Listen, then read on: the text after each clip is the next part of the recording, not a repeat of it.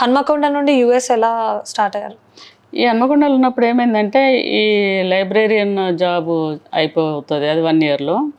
అదే ఈ type writing నేర్చుకునేటప్పుడు ఓపెన్ యూనివర్సిటీది ఆ న్యూస్ పేపర్ టేబుల్ మీద ఉంటే చూసిన. 325 రూపాయల ఫీజు సంవత్సరానికి, ఓన్లీ సండే స్కూల్. నాకు బాగా చదువుకోవాలని కోరుకుండే చిన్నప్పుడు. సో ఈ ఓపెన్ యూనివర్సిటీకి అప్లై చేసిన. మా హస్బెండ్ నుండి ఇప్పుడు కాలేజీ పోయింది, పిల్లల్ని పెట్టుకొని కాలేజీ పోతారా, ఎక్స్ట్రాలు చేయొద్దు, వేషాలు వేయొద్దు అని కోపం చేసి నేను యాజ్ ఐ సెడ్ అలవాటు అయిపోయింది. నేను అనుకున్నా చేస్తా అంతే మొండిగా stubborn. So I started that.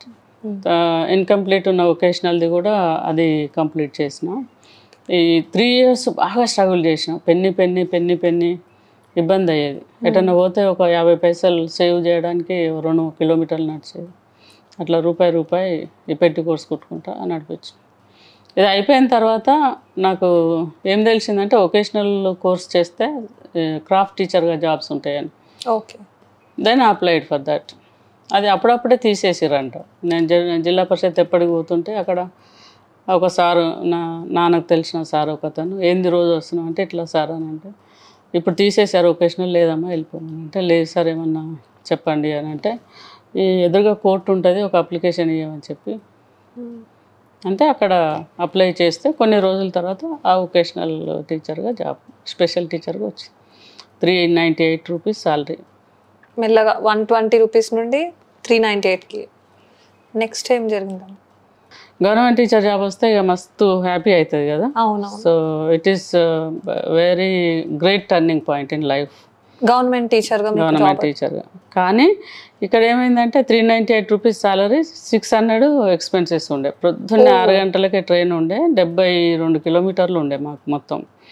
నేను హన్మకొండ చౌరస్తాకు రావడానికి, రెడ్డి కాలనీ నుంచి రావడానికి, నేను ఎక్కడైతే అనాథాశ్రమంలో ఉన్నా అదే ఏరియాలో ఇల్లు తీసుకున్నా కిరాయికి. ఓకే. ఎందుకు అంటే ఆ సెయింట్ జోసెఫ్ స్కూల్లో నా పిల్లల్ని జాయిన్ చేయాలని. సేమ్ మీరు ఏదైతే మీరు కలగన్నారో ఆ షూ సాక్స్ మర్చిపోలేదు. అదే స్కూల్లో వాళ్ళని జాయిన్ చేసి, నేను గవర్నమెంట్ టీచర్ జాబ్ వచ్చిన తర్వాత లూనా మీద వాళ్ళని డ్రాప్ చేసేదాన్ని. తర్వాత మళ్ళీ కనిటికొండ మీద ఆ స్కూల్లో డ్రాప్ చేసేది. సో మీరు కలన కళలు మీ కూతుళ్ళు వాళ్ళకి మీకు ఎలా అనిపించేది అప్పుడు? వాళ్ళ స్కూల్ బ్యాగ్ వేసుకుని యూనిఫామ్ చాలా ఆడ నేను వాళ్ళని దించినప్పుడు I recollect my memories and చాలా మురిసిపోయే వాళ్ళని చూసి. నీళ్ళు వస్తాయి ఇప్పుడు కూడా అడిగిపోయి నిలబడతాయి. ఇది చేసేటప్పుడు ఈ 398 రూపీస్ సాలరీ, 600 ఖర్చు ఉండే. మళ్ళీ ఇల్లు గడవటానికి ఇంకా పైసలు కావాలి కదా. 600 షార్టేజ్ ఉండే నాకు నెలకు. ఎందుకంటే 400 వస్తే ఇంకా 200 ఎదురు పెడితేనే జాబ్ చేసేయాలి. మన గవర్నమెంట్ జాబ్ కాబట్టి ఐ మస్ట్ గో, నేను తప్పించడానికి లేదు. సో ఆ ట్రైన్లో అటు వెళ్ళేటప్పుడు 2 అవర్స్ టైం, ఇటు వచ్చేటప్పుడు 2 అవర్స్ టైం ఉండే. నాకు పెట్టి కోర్స్ కుట్టడానికి కూడా టైం ఉండేది కాదు. దెన్ ఈ ట్రైన్లో పనిచేసి డబ్బులు సంపాదించాలి అని. ట్రైన్లో ఏం వర్క్ చేసేవాళ్ళు? నువ్వైతే ఏం చేస్తావు? మనం 600 సంపాదించాలి. అమ్మడం, ఏదైనా అమ్మడమా? ఏమమ్ముతావు? స్నాక్సా? అప్పట్లో మనము 94, 95 గురించి మాట్లాడుకుంటున్నాం. 94, 98లో 95లో నీకు ఒక పావుల ఖర్చు పెట్టాలంటే చాలా ప్లాన్. ఒక ఆటన ఖర్చు పెట్టి, ఇప్పుడు అంటే పిల్లలకు భయం లేక 100 రూపాయలు, 200, 500, 1000 రూపాయలు పెట్టి తింటారు. అప్పుడు అంత ఫ్రీడమ్ లేదు. సంసారం చేసి జాబ్ చేసి సంపాదించినా కూడా రూపాయి పావుల ఆటను చూసి ఖర్చు పెట్టేటోళ్ళు అప్పుడు. ఇప్పుడు ఆ భయం లేదు అసలు. అట్లా చేసేటప్పుడు ఆ ట్రైన్లో అమ్మాలని అంటే మనం 600-700 సేవ్ చేయాలి. దానికోసం చాలా కష్టపడాలి. ఫస్ట్ సమోసాలు అమ్ముదాం అనుకున్నా, బఠానీలు అమ్ముదాం అనుకున్నా, న్యూస్ పేపర్ అనుకున్నా, ఇంకేదన్నా అనుకున్నా. గవర్నమెంట్ టీచర్ అంటే కొంచెం ప్రెస్టీజియస్ కూడా, నేను దాన్ని కూడా బ్యాలెన్స్ చేసుకోవాలి. ఆ స్టార్టింగ్లో పైసలు లేక కొంచెం నా దగ్గర పెళ్ళప్పుడు ఉన్న పుస్తకం అదో ఉంగరం అదో అమ్మేసుకున్నాం. ఇక లేవు పైసలు. ఊకే విండోలో కూర్చొని ఏడ్చేదాన్ని, బయటకు చూసుకుంటా. ఆన్సర్ దొరికేది కాదు. లాస్ట్కు టీచర్స్ చాలామంది ట్రావెల్ చేసేవాళ్ళు అక్కడ. గవర్నమెంట్ టీచర్స్, ప్రైవేట్ టీచర్స్ చాలామంది, 100 మంది ట్రావెల్ చేసేవాళ్ళు. ఒక ఆమె శారీ ఫాల్ కుట్టుకుంటుంటే చూసి శారీస్ అమ్మాలనే ఆలోచన వచ్చి ట్రైన్లో శారీస్ అమ్మారు. సో అది ఎలా బాగానే నడిచిందా మ్యామ్? అయితే సంచిలో పట్టుకొని పోయి రోజు లోపల డబ్బా తిరిగేదాన్ని. అంత దూరం మీరు వెళ్ళేదే దూరం నుండి జాబ్ చేయడానికి వెళ్తూ ఆ వెయిట్ క్యారీ చేసి ఆ 2 hours జర్నీని కూడా మీరు బిజినెస్ అమ్మి ఏదో ఒక డబ్బు సంపాదించడానికి.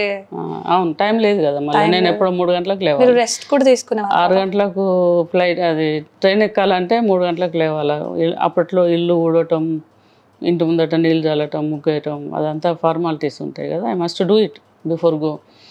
సో 3 o'clock లేచి ఆ పనులను చేసుకొని అన్నం వండి పిల్లలకు బాక్స్ పెట్టి నేను బాక్స్ పెట్టుకొని 6:30కు ట్రైన్ క్యాచ్ చేస్తాను. అసలు మీరు ఎక్కడ కాంప్రమైజ్ కాకుండా, ఎక్కడ మీ బాధ్యతలు లోటు లేకుండా కాంప్రమైజ్ అయ్యే అవకాశమే లేదు అక్కడ. ఎక్కడ కాంప్రమైజ్ అవుతాం, అసలు గడవాలి కదా. సో ఆ ట్రైన్లో శారీస్ అంతా ఒక చీర మీద 20 రూపాయలు వచ్చేది. సో ఆ పార్ట్ టైం చేసిన సంపాదన ఎక్కువ నాకు. నేను నెలకు 1800 2000 సంపాదించేది చీరల మీద. నా శాలరీ 400 అయితే నేను ఇవి సంపాదించేదాన్ని. సో ఎక్స్పెన్సెస్ అన్ని బ్యాలెన్స్ అయ్యాయి. రోజుకు 4, 3, 5 చీరలు. ఇట్లా అబ్బాయిలు ఇట్లా ఉంటారు కదా టీచర్స్, వాళ్ళు కూడా టీచర్స్ వేరే జాబ్ చేసే వాళ్ళ దగ్గరికి వెళ్ళి శాలరీ వచ్చినాక ఇవ్వండి, కొనుక్కోపోండి మేడంకి, బాగుంటుంది సార్ అది అని చెప్పి request. I think I'm very good in convince the people. ఇప్పుడు నువ్వు కన్విన్స్ అవుతున్నావు నా ఆన్సర్స్? అవుతున్నా. ఓకే.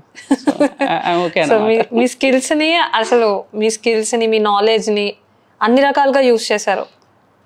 బాగా హుషారు అందులో.